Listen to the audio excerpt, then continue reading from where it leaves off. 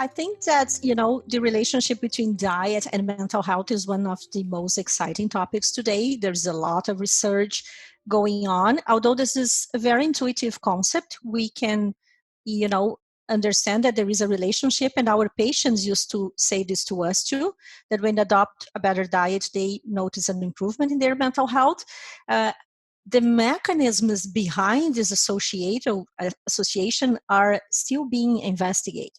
So, for example, we had in the past 5 years a lot of research appearing in the literature about the potential of diet to change the composition of bacteria of our gut and the potential influence of the changes in the microbiome, which is the set of these bacteria from our gut, in the brain function. So this could be one mechanism. Another mechanism is that our brain, when we pay attention in the different organs of our body, our brain needs a lot of energy to have a proper functioning. So every time we change what we eat and the moments of the day that we eat, the rhythm of our eating, we are potentially changing our brain functioning.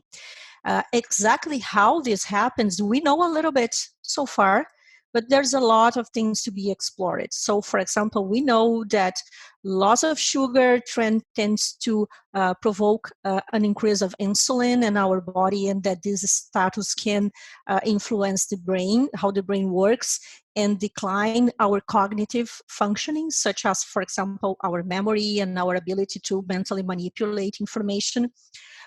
We know that obesity and overweight are related to the risk of depression, but how exactly these influences happen, we don't know. We still don't know. There's probably factors related with the microbiome, with hormones, and we are especially talking about some hormones which are produced by the fat tissue. What has been, in this moment is on fashion is a hormone called leptin, which is produced by our fat tissue when we don't need to eat anymore.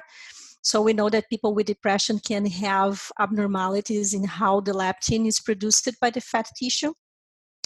We have a lot of studies showing that hormones related with the cortisol axis, which is our system to respond to stress, can also be involved in the risk for depression.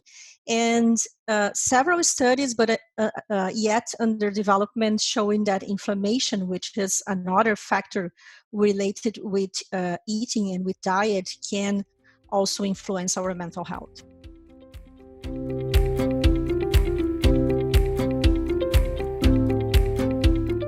This is not an easy question to answer. I think this is the most difficult question you could ask me, because we don't have enough studies comparing different diets. We don't have prospective studies like, for example, clinical trials comparing different diets for people with depression.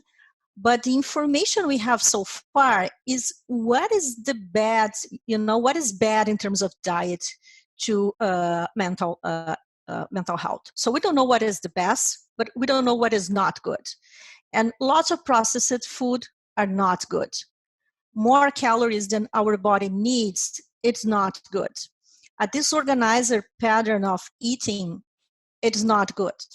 So it doesn't matter if the person is vegetarian, for example, or if the person is following a low-carb diet. It doesn't make a big difference in terms of depression, or the data we have so far do not indicate that there is something bad in terms of mental health. We have a few data suggesting that a Mediterranean diet could be good in terms of keep inflammation under control, in terms of keeping the cardiovascular risk under control.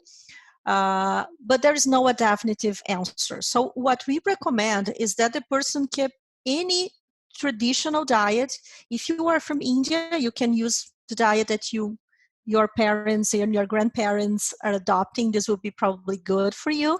And that we try to not eat only ultra-processed food or frozen fruit from the supermarket, that you try to eat vegetables and natural food in a more or less balanced way.